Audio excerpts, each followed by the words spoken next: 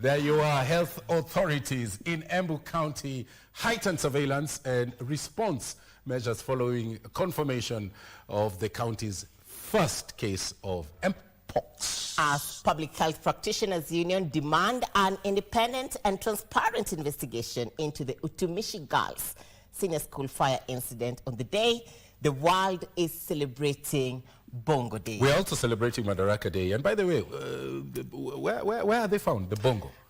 In Kenya, their natural habitat. Okay. That is Mount Kenya and the Aberdares. And the Aberdares, I understand they are endangered. Yes, and very pretty. Elusive also at the same time. Elusive at the same time. Yeah, you can only see them during the morning hours when they are having breakfast. We call it breakfast. Bongo breakfast. With the bongos. Bongo breakfast. Well, we are live from Broadcasting House here in Nairobi. Here is a look at our top stories tonight.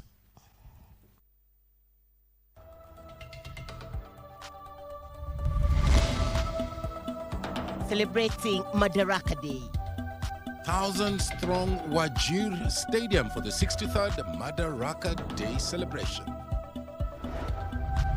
Today should be a day that should be commemorating a happy Madaraka Day. But what is so happy about today? Women are being killed every day. Children now are disappearing. War on femicide. Human rights groups take their grievances to the streets, demanding the government declares the rising cases of femicide a national disaster. Ebola quarantine center. Tension brews in Laikipia County as irate Nanyuki residents protest the government's plan to establish an Ebola quarantine facility in the county.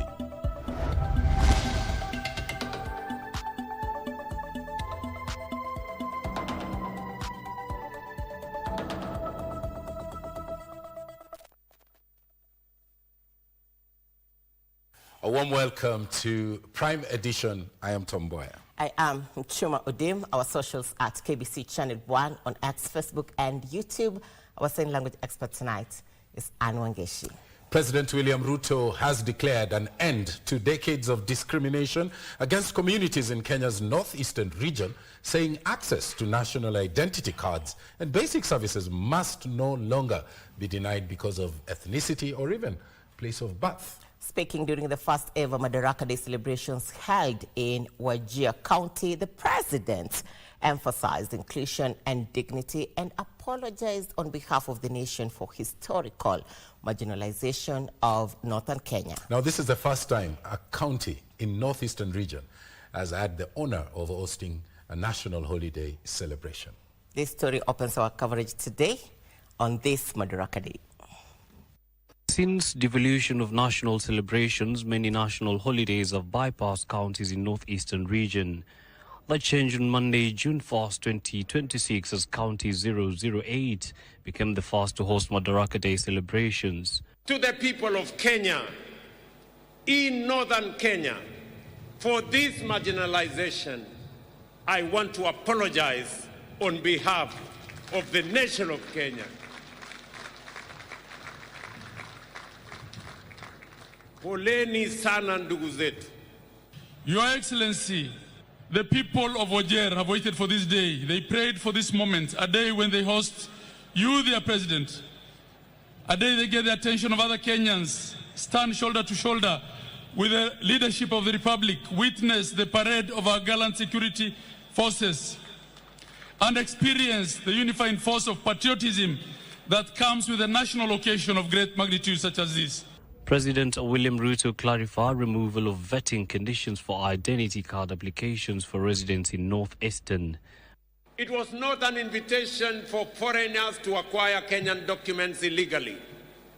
Kenyan identity cards will only be issued to legitimate citizens of this republic. Na sasa utaratibu wa kutoa stakabadhi za kitaifa zikiwemo vitambulisho, utaratibu ambao unatumika sehemu zote za Kenya, ndio utaratibu unatumika hata hapa Wajir na kaskazini mwa Kenya na pwani.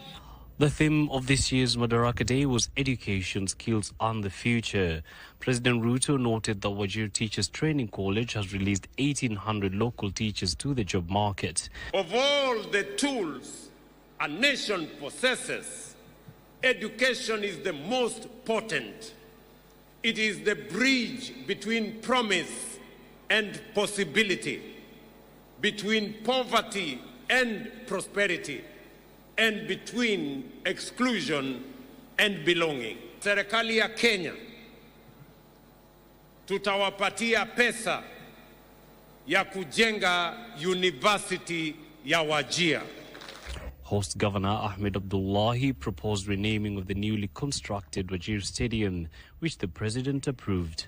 Your Excellency, it will be a befitting tribute for the people of Wajir in his remembrance to name this magnificent stadium the Honorable Ahmed Khalif Stadium. Vile mumeuliza, na mimi nakubaliana na nyinyi 100% kwamba huu uwanja uitwe Ahmed Khalif Wajir Stadium. Elders from the county have accorded the head of state the honor of Sultan a title given to community leaders. Subsequently, 100 camels will be delivered to President William Ruto from the people of the land of pure milk and honey. Wajir County and the larger northeastern region have been promised that going forward they are no longer an afterthought but an equal shareholders in matters national development. Yusufar reporting for Prime Edition in the county of Wajir.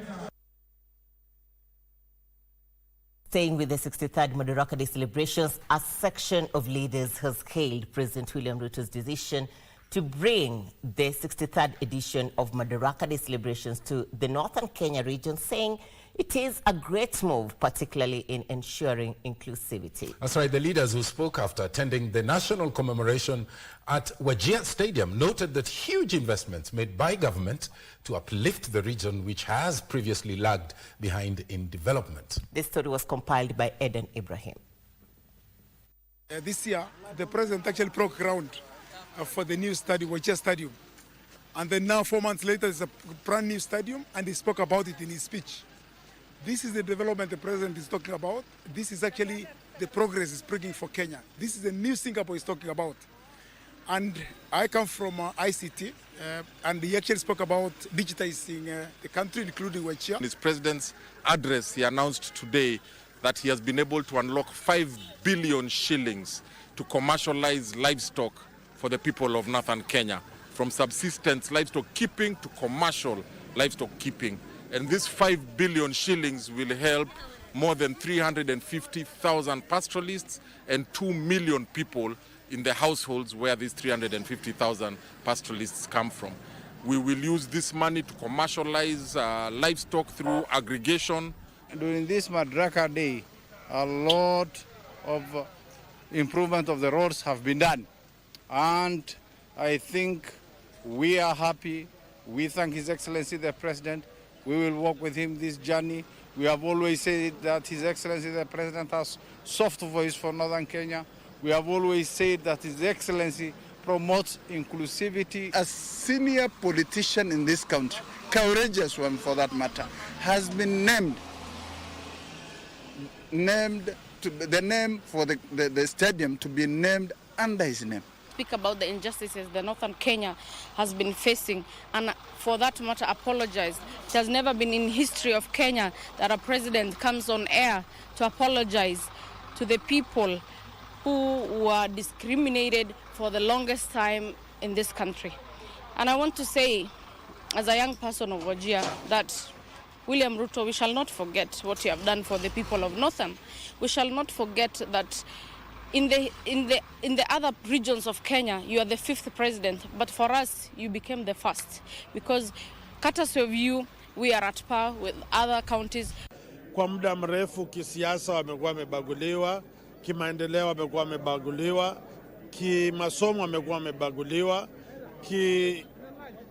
kiukulima, kwa sababu nitaja mambo ya kilimo cha mifugo, walikuwa wamebaguliwa. Na leo Mheshimiwa Rais amesema kwamba eneo hili litatembea sako kwa bako na serikali ya Mheshimiwa William Ruto na serikali ya Kenya, kwa sababu ndoto ya mzawa wa eneo hili na wazao wengine katika nchi ya Kenya wote wako sawa. You can see the number of mega projects that he has gone out of his way to make sure that resources are made available and those projects are undertaken. You have seen the emancipation, the freedom of the people For the longest, we felt like we're second-class citizens. But now we feel that we are on top of the world. This is our country. You see what I mean? And for your information, if things had persisted the way they were before, that was going to be a recipe for chaos sometimes in the future. Inclusivity that His Excellency has spoken about. You have heard about the number of schools that he has talked about.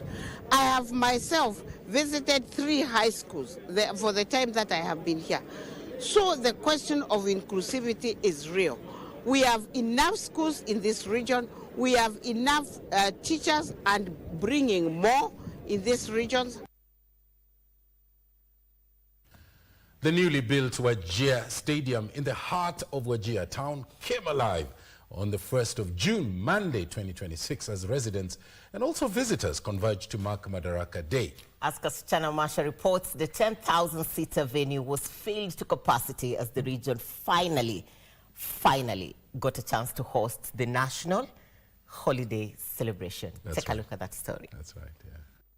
As early as 3 a.m., the gates of the 10,000 capacity Wajir Stadium were open to usher in thousands of Kenyans eager to witness the 63rd Madaraka Day national celebrations. Being the first time Wajir County and the larger northeastern region is hosting a national celebration, many donned national colors and the cultural outfits synonymous with the region. Hours quickly flew by and the moment everyone was waiting for soon arrived. President William Ruto's entry into the stadium was met with excitement. Excitement that filled over to the march past by disciplined forces, the fly past by the Kenya Defence Forces. Kutoka upande wa kushoto, Mheshimiwa Rais, 7 ship arrowhead formation. Tuwape makofi marubani. Creative formation by learners drawn from schools in Wajir County. And culminating in a combined performance by acclaimed local musicians. The historic festivities were emotional. Sijawahi kutoa machozi kwa mkutano wa Madaraka, lakini leo imekuwa tofauti. And I feel you. I feel this moment. And I feel the people of Northern Kenya. And I want to assure you that from now going forward, we are going to walk together, shoulder to shoulder. Your Excellency, as I was reading this speech, I was shaking. And Senator Cheriot will tell you, I spent half the time sitting there crying. Thank you. Unlike other national events, this year's celebration ended before noon because of the hot weather. Finally, the Madaraka celebrations ended with goodies from the president to the people of Wajir, among them a university, mega dams and major roads. Reporting from Wajir Stadium in Wajir County, my name is Kasichana Masha. 15 minutes past the top of the hour, you're watching Prime Edition, and coming up on the program, we'll be bringing you the 360 degrees look of Madaraka Day celebrations from the county's plus. What do the residents of Naivasha think about that Ebola quarantine? All that coming up after this break. Stay with us.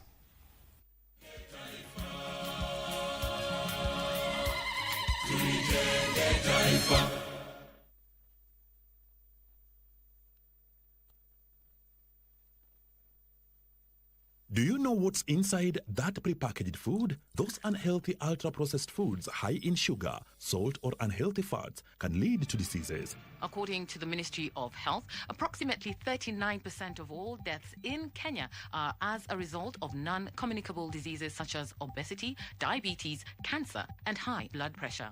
The foods and drinks we consume every day can affect our health more than we realize. Clear information on packages about what's in our food can help us have a healthy diet. From the Food Policy Coalition Kenya. Kenya is shifting gears. From Nairobi to Mombasa, Nakuru to Kisumu, the electric revolution is already moving. Now, the conversation that drives it forward comes to KICC Nairobi, where Kenya Power, Electric Mobility Association of Kenya EMAC, GIZ, government leaders, innovators, and investors will all be in one room during the 4th annual Kenya Power E-Mobility Conference and Expo 2026. Themed Aligning Policy, Infrastructure and Partnerships to Scale E-Mobility in Kenya. The conference will take place on 4th and 5th June 2026 at KICC Nairobi. Kenya Power, powering e-mobility, pamoja twanga. Watch it live only on KBC. Got the fear of missing out? Want to keep up with all the latest entertainment news and latest celebrity gossip? From the latest rumors to popping events to the newest fashion trends, here is where you get all the tea or juice when it comes to entertainment, and you get it served on time.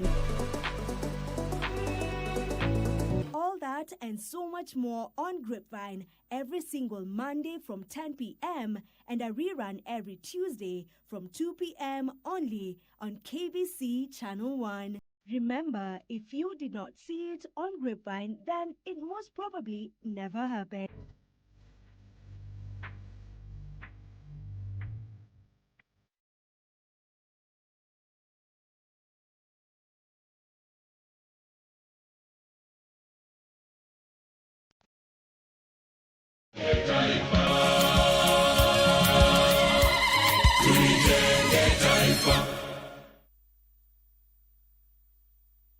Welcome back to Prime Edition, our socials. At KBC Channel 1, X, Facebook, and YouTube. That's right. Now, thousands, of course, of demonstrators thronged the streets of Nanyuki and not Naivasha, as I'd said earlier on. We're going to bring you that story in just a moment. But residents and businesses in Wajir County experienced a sudden influx of customers thanks to the thousands of visitors who visited the town for the 63rd Madaraka Day celebrations. The journey to hosting the national fetes resulted in the implementation of several projects, including the construction of roads, affordable houses, and a stadium. Well, Kasichana Masha looks at the parks that the county has benefited from for just hosting this national fete. Every year, national events are held in different counties, and this year's 63rd edition of Madaraka celebrations is being held in County 008, Wajir County, an event that has fast-tracked major development projects. Major roads have been recarpeted and some are being tarmacked. With a 750-kilometer northern Kenya gateway corridor linking Isiolo, Wajir and Mandera, we are undertaking the most significant and consequential road investment in this region since independence and connecting communities that were once isolated. However, road users are urging the government to improve the status of inlet road. Wajir wa town kubwa sana. Sasa hiyo barabara kidogo iko anataka maram. Kabla hakuna lami fika, lami unajua mali yote hakuna fika, lakini anataka hiyo Ruto rafiki yangu anataka kufikisha hiyo mali yote. But this is not the only development in region. Construction of 220 affordable housing units, which commenced in December 2023, is expected to be completed in August 2026. We have 3 blocks of 1 bedrooms, 3 blocks of 2 bedrooms, and 3 blocks of 3 bedrooms, and 1 block of bed-sitters. So total number are 220 units. This is part of the government's agenda of improving the living standards of Kenyans by ensuring every common mwananchi has a decent living, not only in the big city, but also in the rurals. Locals have lauded the project. Vijana wengi katika hii maeneo ya hii Wajir County, especially Wajir East township ward walifaidika, wamepata kazi kama mjengo, carpenter, wengine wamepata hivyo. Hii kazi tulianza 2023 na kutoka wakati hiyo mimi niko hapa as a curing. Mimi ndio ninamwagianga hizi nyumba maji zote tangu tulipoanza, na imenisaidia sana, kwanza kwa family, imenisaidia mimi kwangu kifinance, imenilipia madeni zangu nilikuwa nazo za kazi. Besides the roads and houses, residents have benefited with the new 10,000 capacity stadium. Business people say they have also experienced an influx of customers, urging the government to hold more national events in the county. Tumefaidika sana sisi kama watu wa biashara na tumepata customers wengi. Tukilinganisha kitambo na saa hii iko tofauti. Tumepata customer wengi na actually ingekuwa tunaendelea hivyo the whole year, actually tungekuwa mbali sana. Mimi ni mama ya soko. Hapo tumefaidika juu ya president wa kuja yake Madaraka Day. Tuko na biashara mzuri sana. Ile tunaomba Ruto imebaki tu atufanyie. Tunataka mega dam kubwa. Hii maji inakuja na inatubita inaenda. Sisi ni wafugaji, tunataka mega dam ya kutosha. Reporting for KBC Channel 1, my name is Kasichana Masha. Staying in Wajir, the national and county governments have been challenged to pump more resources in revitalizing and improving the status of museums across the country. A visit to the Wajir Museum in Wajir town reveals a resourceful center that can benefit from aggressive marketing. Timothy Kipnosu with more details.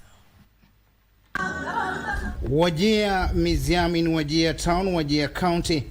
A building rich in history spanning decades dating back to the First World War in 1914. It gradually started as a small museum and it had no gallery by then. Up to the year 2010, visitors from a company from National Museums came and they started collecting artifacts to start a small gallery. By then, Wajir was a passage where the camel people caravans used to pass. In 1912, when the colonial government started an administration, that's when the people now started settling. The Arabs have settled, other Somalis have settled. All people who are on this route have started settling and starting their business in this place. Wajir Museum curator Farah Sirat says artifacts and information displayed in the facility tell the story of the Somali community in Wajir County and the larger northern Kenya region. You will see the artifacts of the Somalis. We will have some of the artifacts. You see that chair, which is a Somali, which is made that it's made of a camel skin. In Somalis, I think camels have been used in so many things. We use the meat, the skin, the milk, and we also use for transportation. Visitors to the museum are mostly learners. Currently, we don't have any fees for anyone who wants to visit. Anytime is free to visit and is welcomed to be in there, and all the country is welcome. A spot check by KBC Channel 1 established that many residents are unaware about the existence of the Wajir Museum. The challenge we have is that people living in Wajir have not much knowledge about museum. Hapa tuko na museum, lakini hiyo museum sijaingia kwa sababu hakuna vitu yenye iko hapo ndani ya maana yenye tunaweza ona. Maybe baadaye wakileta itakuwa sawa, tunaweza ingia, alafu watu wengi pia watakuwa wanaingia. People mostly think that culture in Somalis takes as if it's a outdated thing. Even as the government put measures in place to recognize and to embrace the rich and diverse culture of different communities within the country, the nomadic pastorate community within Wajir County that played host of the 63rd edition of the Madaraka Day celebrations are also not left behind, despite the area marred with insecurity challenges. Timothy Kipnosu reporting for KBC Channel 1 from Wajir County. Take us to the counties, Tom. Now, as the county marked Madaraka Day celebrations were witnessed across various counties, with leaders reflecting on development priorities and also key challenges affecting residents in Kwale County. Leaders paid tribute to a 17-year-old girl from Ukunda who died during the Utumishi Girls Senior School fire tragedy. In Mombasa, the government reaffirmed its commitment to resolving historical land injustices through a national titling program aimed at securing ownership for thousands of squatters. Well, here are the details of how the day was marked in different counties as compiled by Alvin Kaunda. Leaders in Kwale County paid tribute to 17-year-old Zuhura Rahma from Ukunda, who tragically died in the Utumishi Girls Senior School fire incident. Deputy Governor Chirema Kombo noted that Zuhura was among the students sponsored by the county government. During the Madaraka Day celebrations, the leaders also raised concerns over elephants terrorizing residents in Samburu and Kinango, calling for their immediate relocation. Ya msichana wetu Zuhura ambaye aliangamia na huo mkasa, sote tukaweze kusimama. Ni wakwale pale Diani Ukunda, na tulikuwa tunamlipia kama serikali, na tukaweze kupata dakika moja kuungana na familia kuomboleza mkasa huo. Meanwhile, Mombasa County Commissioner Mohammed Nur assured residents that the government is addressing the long-standing squatter problem through President William Ruto's National Land Tilting Program. Speaking at Bilima Grounds in Kisauni Sub-County, Nur said the initiative aims to correct historical land injustices by formalizing settlements and issuing title deeds. Kuna eneo mbalimbali ambaye hazina title, watu hapa wote watakuja kupata title. Hakuna mtu atafukuzwa kwa ardhi yake, tuko na hiyo amri, hatuwezi evict mtu yoyote. Tunaambia mtu aongee na serikali itanunua hiyo ardhi. In Kajiado County, concerns over the use of hired goons during protest-dominated speeches, with local leaders and security agencies reassuring residents of enhanced measures to protect lives and property. Criminals will not have their way in Kajiado. They will try elsewhere. While we know our constitution allows for peaceful demonstration and right of assembly and people to express themselves, it is criminal for you to ban other businesses. It is criminal for you to pretend to be selling soda and food in a kiosk and you are selling drugs. Finally, in Narrow County, descendants of Mau Mau freedom fighters renewed calls for compensation from the British government, saying justice remains incomplete for families affected by colonial-era suffering. Mau Mau Secretariat Vice Chairperson Daniel Kamau expressed optimism that ongoing efforts will eventually secure compensation for the affected families. President wetu akitoka katika mipango ya kiserikali pande ya coast, akiingia atakaa chini na Secretariat Office ili tuweze kujua wa Kenyans watafaidika kwa mpango gani kwa sababu ya fidia sao. For Prime Edition, I'm Alvin Kaunda.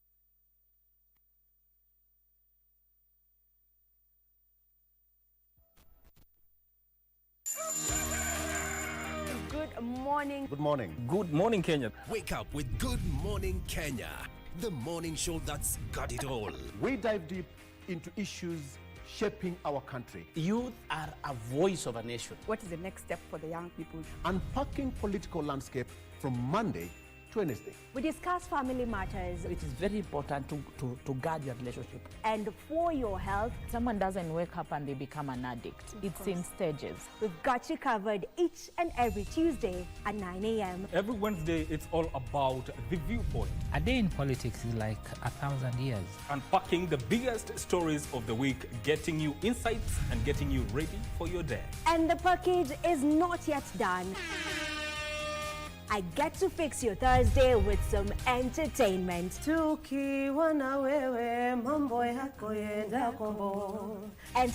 Thursday, it is. Good morning, Kenya. We shape your day. Good Morning Kenya, every weekday morning on KBC Channel 1.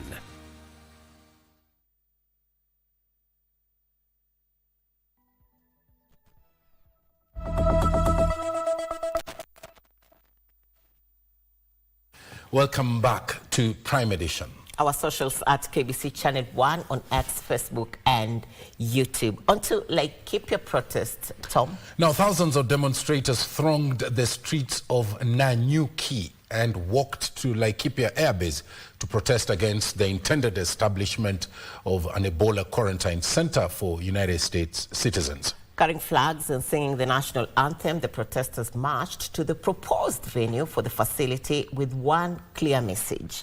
They are opposed to the establishment of the facility in the region. Now, the protesters were, however, blocked from accessing the base. Here is that report. Thousands of demonstrators gathered along the roads leading to Laikipia Air Base in Nanyuki, protesting against the proposed establishment of an Ebola quarantine center for U.S. citizens under a 1.7 billion shillings deal with the United States. The residents carrying branches filled the streets in large numbers, shouting and chanting in anger over the planned facility. On the other side, security forces, including army personnel, positioned in vehicles and police officers, maintained a calm standoff with the demonstrators. No violent confrontations were reported as both sides exercised restraint during the peaceful protest. Laikipia residents questioned why Kenya would host an Ebola quarantine zone, describing the disease as a highly deadly and expressing fear for public safety. Malin Degwa, a resident, said the agreement was reached without public participation. It is right at our doorstep, it is right in town, and from what we are seeing in the news about Ebola, how is it that the Americans say they don't want to touch this thing, they want to stay away from it? Yet we are the ones who think we are Wakanda, that we are going to step up and fight Ebola. The demonstrators accused the government of failing to protect Kenyan citizens and planning to import a deadly disease into the country. They are our brothers, they are our sisters. Tunakaa na wao manyumbani. Wanakuja asubuhi, wanarudi jioni. Inawezekanaje tuletewe mamoja kutoka mbali ikiwa ni sisi tu tutakuja wakumia kitu ya kwanza? We are here at the Laikipia Air Base. We are protesting and we are peaceful protesters. We are protesting against Ebola quarantine, which was placed at Laikipia Air Base. We want this quarantine out of Laikipia, out of Nanyuki. Their sentiments were echoed by Laikipia leaders. Maneno ya kuset up a quarantine center in Laikipia, hatukubaliana na haya. In Naivasha, the move has sparked public concern and political backlash. We Kenyans can accept. We are seeing it also as political. If Ebola is in Congo, American government can build their facility there, where it's near and they can get treated. The case that one incident happens to get out of Nanyuki or in any other area, knowing how popular Nanyuki is, it will mean we shall have a major disaster within the country. The debate highlights growing anxiety over public health safety and preparedness.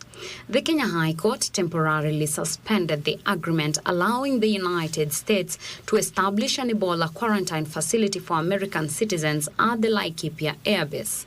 The ruling blocks the entry and quarantine of exposed individuals pending the hearing of a petition that challenges the legality and transparency of the deal. For Prime Edition, I am Teresa Mutai.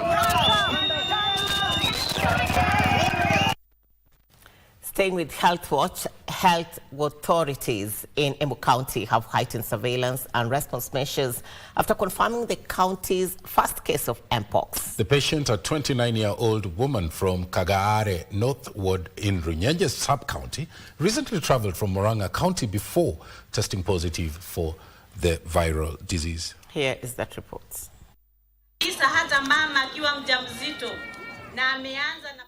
The confirmed case has prompted the Embu County Department of Health to activate containment measures aimed at preventing further spread of the disease. Health officials say Mpox can spread through close physical contact with an infected person, contaminated materials, respiratory secretions, or infected animals. Ningetaka kusema ya kwamba kufika mwisho wa wiki that is jana, kuna kesi moja tumeconfirm ya kwamba huyo mgonjwa ako na Mpox upande wa Ronyenjes. Ni case tumekuwa tukifuatilia for the last almost 2 weeks. Huu ugonjwa uko na dalili kadhaa: kusikia uchofu wa mwili, kuumwa na kichwa, nasikia mwili kama temperatures inapanda, na mwisho kuna pimples wanga zinatoka kubwa zikiwa na maji. According to the Chief Officer for Health, Henry Nthiga, health teams have launched contact tracing, case investigations, active case searches, and public awareness campaigns in collaboration with the Ministry of Health. Kwa wakazi wa Embu County, ningeomba ya kwamba hatungetaka huu ugonjwa uenee, tungetaka kucontinue ugonjwa. The county government has assured residents that surveillance teams are closely monitoring the situation and implementing interventions to contain the outbreak and protect public health. This is as authorities urge residents to remain vigilant and report any suspected symptoms to the nearest health facility for prompt medical attention, while also maintaining proper hygiene practices. Hivyo mtu akipata dalili hizo nimetanja, anafaa kuenda kwa ile zahanati iko karibu, ama ongea na watu wetu wa CHPs ili tuweze kufuatilia hiyo kesi. Mpox will typically present with a painful rash or lesions, fever, swollen lymph nodes, body aches, and fatigue. Nailongeso for Prime Edition. From Mpox, let's now look at the cancer burden. Kenya continues to grapple with a growing cancer burden, with medical experts warning that approximately 44,000 new cancer cases are diagnosed every year, while nearly 29,000 people die from the disease annually. According to Dr. George Obonyo, a cancer specialist at Texas Cancer Center, late diagnosis remains one of the biggest obstacles in the fight against cancer, despite increased awareness and improved treatment options under the Social Health Authority. Joseph Ohungu is on the health beat. Cancer remains one of Kenya's leading non-communicable diseases, with experts warning that data shows 1 in every 6 people will develop the disease, while 1 person in 9 may die from cancer before the age of 75. Speaking during a cancer training forum for Kenya Medical Training College students at Texas Cancer Center in Nairobi, oncology specialist Dr. George Obonyo singled out the late diagnosis of patients as the biggest challenge. Cancer patients are being diagnosed late, and in Texas here we see most of these cases come at an advanced stage. Probably fear is number one, fear of unknown, and also lack of screening modalities at the periphery, and also lack of the information. And there are people who just know the information, but also they're just ignorant. To bridge the gap, Texas Cancer Center says it has intensified outreach programs across the country, conducting screening and awareness campaigns in counties including Mombasa, Kilifi, Busia, and parts of Mount Kenya region. Health experts insist that early screening remains the most effective weapon against cancer, challenging young people to become cancer awareness and prevention ambassadors, especially in communities where myths and fear discourage screening. The young people who are also the future of this nation, they need to get out, use any means possible to try to, debunk the fear that people have, and then we see if we can address this gap. On treatment financing, oncologists say the Social Health Authority has significantly improved access to cancer care, with many patients now receiving treatment through the scheme. By even more so increasing the capitation for share services on oncology patients, that gives us the manpower and the muscle to continue with the diagnosis, screening, and even advocacy for that level of care. Joseph Ohungu for Prime Edition. The story we highlighted for you at the beginning of the broadcast, and it is a big one. Human rights groups are demanding the government declares femicide a national disaster. The groups congregated in Nairobi's Central Business District on Monday to commemorate the death of women and children who were victims of femicide, calling for stricter measures and also penalties to curb such incidents. They have accused the government of failing to act decisively as families continue to bury their loved ones. Nancy Okware reports. The human rights groups congregated at the Central Business District in Nairobi. They gathered in their numbers in remembrance of women and children killed in Kenya. They carried empty coffins to symbolize the deaths that continue to take place. They proceeded to read out the names of women who have lost their lives. According to them, there is little to celebrate this Madaraka Day. It can never be Madaraka Day when Kenyan kids are dying. How can it be Madaraka when women of Kenya cannot even enjoy that Madaraka? Because they are being targeted, they are being killed. Today should be a day that should be commemorating a happy Madaraka Day. But what is so happy about today? Women are being killed every day. Children now are disappearing. The numbers of women being killed within a span of 5 months, only since January up to now, 1st of June, has gone to a range of 65. They have accused the government of failing to implement recommendations made by the Technical Working Group on Gender-Based Violence and Femicide to stem the vice. However, we saw not more than 60% of our recommendations, even from us and femicide movement, were adapted. They are not adapted. But at the same time, we were expecting the ones that were adapted to be able to be implemented. And the president had said it was going to be given 30 days in order to make it a law and make it effective. Until today, we are seeing cases increasing, and there's no surety of safety. Government must firmly take up its role. A technical working group made a report. It has good recommendations to enforce. They vowed to continue advocating for an end to the killings, even as they demanded the government declares it a national disaster and allocate resources to fight the vice. For him to declare femicide as a national disaster and put in money on the survivors' kitty of victims and survivors of femicide. Nancy Okware, Prime Edition.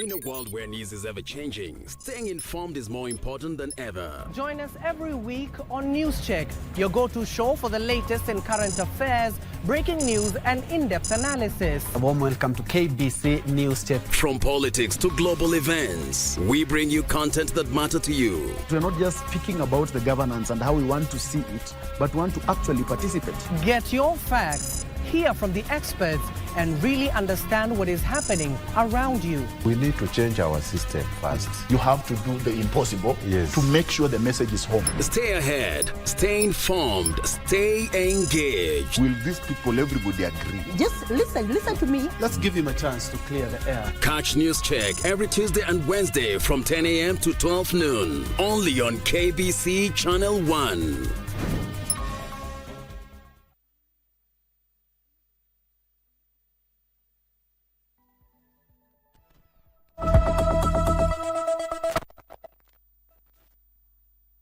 Welcome back to Prime Edition. Our socials at KBC Channel 1 on X, Facebook and YouTube. Deep inside the vast and dense Loiter region of Narok County, an invisible war continues to be fought against girls. Despite decades of campaigns and laws banning female genital mutilation, FGM, activists say the practice remains deeply hidden within culture, silence and fear. But beyond FGM, rescue homes in the area are now sheltering girls escaping rape, early marriages, gender-based violence and abandonment. Our reporter Aaron Marie takes us inside one of the rescue centers on the front line of this battle, where survivors are not only finding safety but also a second chance at life. The beauty of the Loiter landscape hides painful secrets. The threats of female genital mutilation, FGM, and early marriage, often in silence. FGM is going on as we talk. Activists here say the practice remains alarmingly widespread. In my community, they assume that you must be married to the same community. So they always feel like, so who is now going to marry you? Because our boys will not marry you. Nobody will allow you in our homes since we know you. Some ceremonies are reportedly carried out across the Kenya-Tanzania border. Their girls are taken to Tanzania and they undergo FGM and then they are brought back. One of the counselors here arrived as a frightened girl. I ran away personally from home. Today, Cecilia Nairuko helps survivors navigate trauma she understood all too well. And also we have a vocational training where we take them there and they choose which course are they comfortable in. Mpiri's Girls Vocational Training Center. It is one of the centers that girls come to seek refuge out of GBV and FGM. And this is where they get their training. She remembers fleeing home to escape the cart.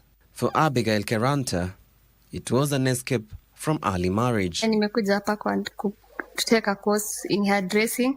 Now, her dreams of finishing school and building a future on her terms. Mary Ann Naipanoi, surviving gender-based violence and suicide. Lakini kwa hiyo process ya kujitoa uhai, nikapelekwa police station, nikafukuliwa mashtaka, nikaambiwa nimepewa 1 week ya kupumzika alafu turudi kotini. Ile siku ya kwenda kotini nilipoenda, wakasema wamenipea chance nikae na bishop, nisome, niendeleshe maisha yangu.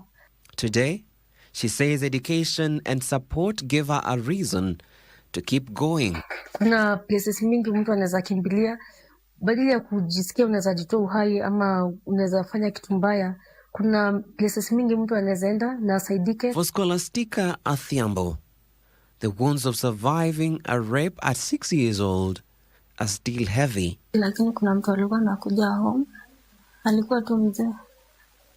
I was raped when I was 6 years old. Huyo mzee mwenye alikuwa ameoa mamangu akaanza kufukuza mamangu. Tulikuwa mamangu anapigwa, tunalala nje. Left by her family to fend for herself as a child. Kuna place ningeenda kukaa, naweza sema nikitoka hiyo kazi ya nyumba naweza enda kukaa home. Eventually, finding home here. Vile nimekuja hapo hivi na feel niko safe. Nasomea online side. Hiyo sasa ndio na focus hapo nikijua ndio maisha yangu ya baadaye. For nearly 3 decades, one organization has quietly stood between the vulnerable girls. Mission with a Vision, founded in 1997, operates 2 rescue homes in Narok, mainly serving girls from Loiter. Over the years, the objectives have broadened to include all forms of GBV. Since its establishment, the organization says it has rescued more than 3,000 girls. Although FGM is illegal in Kenya, activists say prosecutions remain rare. They said, show us one person who has been sent to jail in this village because of FGM. And actually nobody had been even arrested. Political leaders often avoid confronting the issue directly, fearing backlash from communities. Supporting the issue of the fight against FGM might affect them politically. He recalls his worst memories. We had an incident where we had rescued a girl, and the elders of that area were not happy with us, and it was me and my pastor, and some of the elders did what we call a cursing ceremony. I lost a good friend, and there were people on the other side celebrating and saying that they had won. Patrick says the homes are intentionally unmarked and equipped with emergency panic systems. Inside the rescue home, healing goes beyond safety. But at least I can say I can go home, yeah. I can go home, but I could not stay at home for a long time. I could maybe go for just 2 to 3 days and then I come back because the environment still is not like. The programs are designed to help survivors become independent. In this quiet sanctuary hidden deep within Narok, survivors are slowly reclaiming what violence tried to take away. And I could really see the woman I ever wished to be coming into reality. But those on the front line warn that without stronger enforcement, deep community involvement, and sustained government support, many girls remain at risk. You find those people can be arrested, and after some time they are being released, and then they feel like it's just a normal thing. I'll just go and I bribe and I come out. Hidden behind culture, silence, and fear, the bigger battle remains, changing the beliefs that continue to normalize abuse generation after generation. I think we can be able to implement the policies that we have if only we can have the community on these policies and be able to work on them themselves. Reporting from Narok Town in Narok County, for KBC Channel 1, I'm Aaron Murray. From the war against GBV to other matters tonight, the Kenya Environmental Health and Public Health Practitioners Union has demanded an immediate, independent and transparent investigation into the Utumishi Girls Senior School fire incident. The union leaders want an investigation to determine if the institution violated statutory housing, structural and electrical safety standards. According to the union Secretary General Brown Ashira, school safety must become a binding national priority, warning that no learner should ever lose their life to preventable incidences. To address these systemic vulnerabilities, the union is calling for an immediate nationwide deployment of public health officers to all learning institutions to inspect school infrastructure, enforce fire safety compliance, monitor dormitory occupancy limits, and manage emergency exit accessibility. We want to see PHOs employed in each and every school. Actually, the PS Muthoni can pass a policy directive. Because when it comes to public health, it actually becomes now an emergency. We can get a policy directive to all even we have even private schools which operate in this country and have population more than 3,000 students. And we want to make sure that PHOs are employed.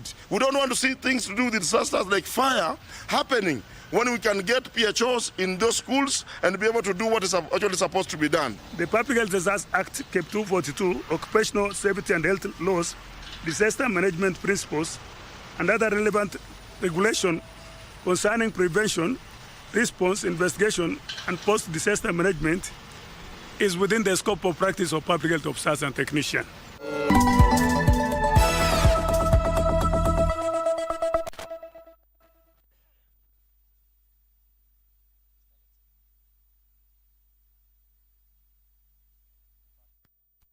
Are you a talented artist, or are you passionate about a topic you want to discuss? But money can be very hard to find for an upcoming artist. Don't worry, Studio Mashinani has got your back. Sign up on ajira.co.ke to book a session with our music and video producers across the country. Work on your music, jingles, spoken words, and even podcasts to realize your dream, all for free. Studio Mashinani, Radani Talent.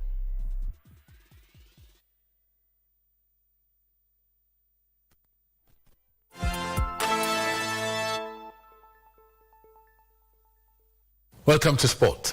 The Harambee Starlets are set to depart for Lusaka, Zambia on Wednesday ahead of the Four Nations tournament, which will serve as part of their preparations for the 2026 Women's Africa Cup of Nations set to be held in Morocco. Dan Mwendwa kicks off the sports segment. The tournament will take place from June 6 to June 9 at the Levi Mwanawasa Stadium and will feature four nations hosts Zambia, Kenya, Zimbabwe and Burkina Faso. We're just hoping to get two good teams because we shall only meet two teams, and we hope to really see where we are and for the purpose of readiness of AFCON. Kenya will begin their campaign against Zimbabwe on June 6th before facing host Zambia in their second match on June 9. Friendly tumecheza zimetusaidia sana na ile yenye tunaenda kucheza from date 6 naweza sema ni friendly yetu ya mwisho to AFCON, so itatuonyesha mali ambapo tuko sahihi. The tournament presents an important opportunity for the Starlets to assess their progress and build momentum as they continue preparations for this year's Continental Championships in Morocco. Meanwhile, sports and digital creators across the country have finished a 5-day intensive training held in Kisumu, gaining practical skills to help them succeed in the growing digital economy. The training equipped participants with knowledge in content creation, personal branding, monetization, digital entrepreneurship, and responsible use of emerging technologies. The pool for the HSBC 7 Series World Championship in Bordeaux, France, have been announced following the conclusion of the Valladolid Sevens tournament. The Bordeaux Sevens will take place from June 5th to 7th, bringing together some of the world's top rugby sevens teams. Now, Kenya Sevens have been drawn in the challenging Pool A alongside South Africa, Fiji, and Great Britain. In the men's competition, Pool B consists of Australia, Spain, and United States and Uruguay, while Pool C features Argentina, New Zealand, France, and Germany. Now, in the women's category, Pool A comprises New Zealand, France, South Africa, and Argentina. Pool B includes Australia, Japan, Fiji, and Brazil, while Pool C has United States, Canada, Spain, and the Great Britain. Kenya will be aiming for a strong performance as they prepare to face some of the world's best teams in Bordeaux.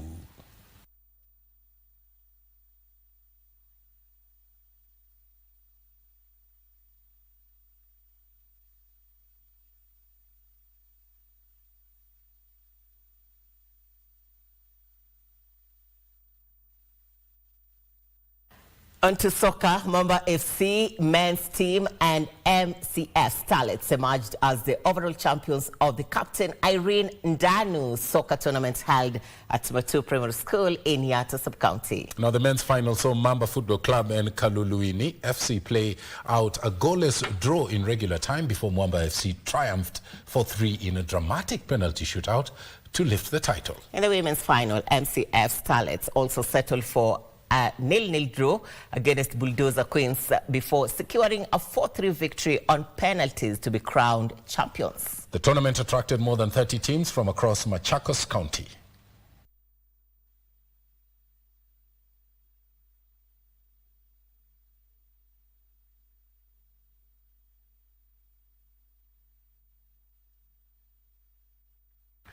The world 800-meter champion Emmanuel Wanyonyi delivered an impressive performance at the third Diamond League meeting of the season in Rabat, in Morocco, finishing second in the men's 800 meters. Wanyonyi clocked a season best time of 1 minute 43 seconds and 43 minutes and 56 seconds, but was edged out by Great Britain's Max Bargin, who won the race 1 minute 42.98 seconds despite missing out on victory. Well, despite missing out on victory, the Kenyan star will be encouraged by his improved form after recording his fastest time of the season so far. Wanyonyi finished third in last year's Rabat Diamonds League meeting and will be looking to build on this year's stronger performance as he targets an outstanding season on the international circuit. The result underlines Wanyonyi's consistency among the world's top 800-meter runners as he continues preparations for upcoming major championships.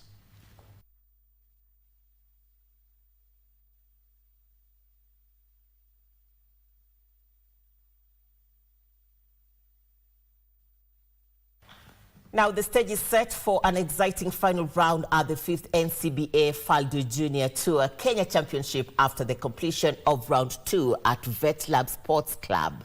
Now, Sevi Soni remains the overall leader on a 1 over par after carding a second round 73, highlighted by an eagle on the par 4 15th hole. He also leads the boys under-21 category with Junaid Manji and Hetan Shah tied for second.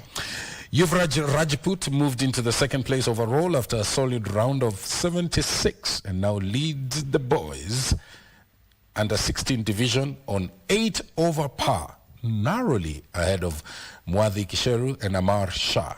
In the girls categories, Mariam Mwakitawa leads the girls under-21 division on 14 over par, while Cherono Kipkorir holds a 3-shot advantage in the girls under-16 category on 9 over par.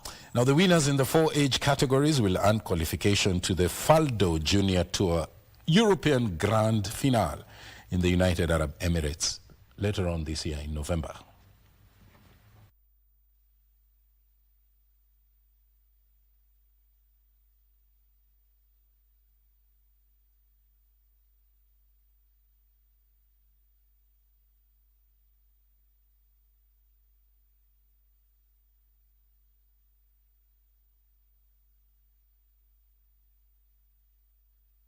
Well, that does it for sports. Well, we've got to go now. We want to thank you so much on behalf of the Prime Edition team in the back end for making our channel your channel of choice for your news. We have some feedback to read.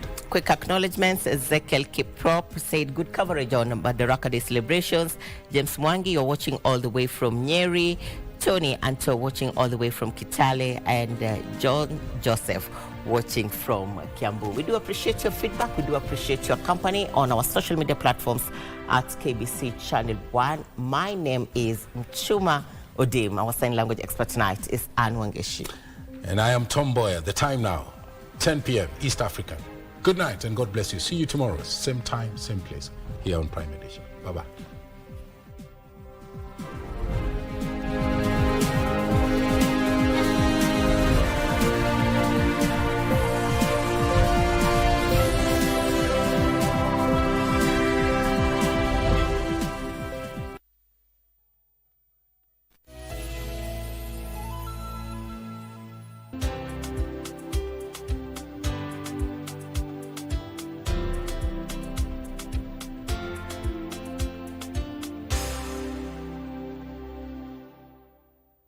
Wakenya, ni wakati mwingine wa kuhakikisha kuwa umefile KRA returns. Je, uko rada una challenge yoyote? Usiwe na shaka. KRA wakishirikiana na KBC Channel 1 wanakuja hapo ulipo kusaidia kufile returns na kulipia ushuru wako. Jiunge na msafara wa KRA Roadshow, uwe fiti mambo ya returns. Mnamo tarehe 2 mwezi Juni, tunazuru eneo la Nakuru Town. Kisha tuingie Mau Summit, tupenyeze hadi Molo, Elbagon, Njoro, mitaa ya Nakuru na kisha tumalizie Nakuru mjini. Tarehe 30 Juni iko mlangoni. Usingoje hadi dakika za mwisho. File KRA returns mapema. Ishi bila stress. Jijue, jibeta. KRA, tulipe ushuru, tujitegemee.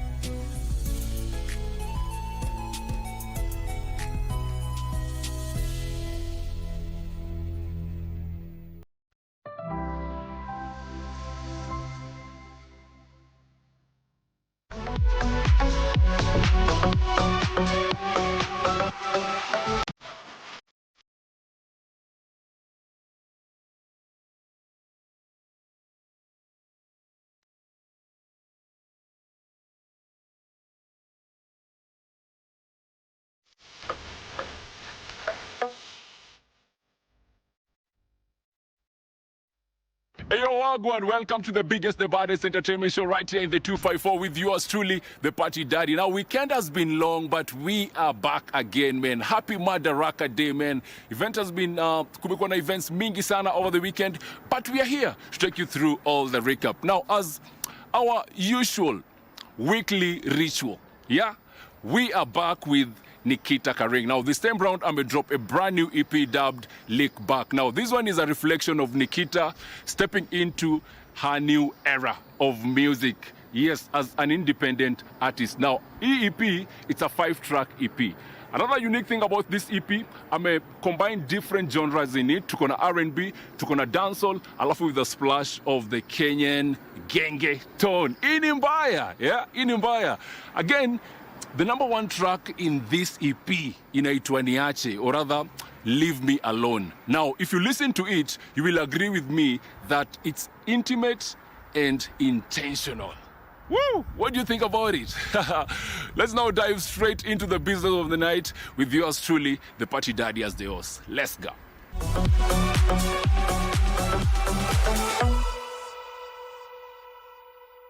Ningekuwa msanii wa sanaa ya silaha, ningekuwa na jamii ya masadam kama saba na mabunduki na makofia kabila.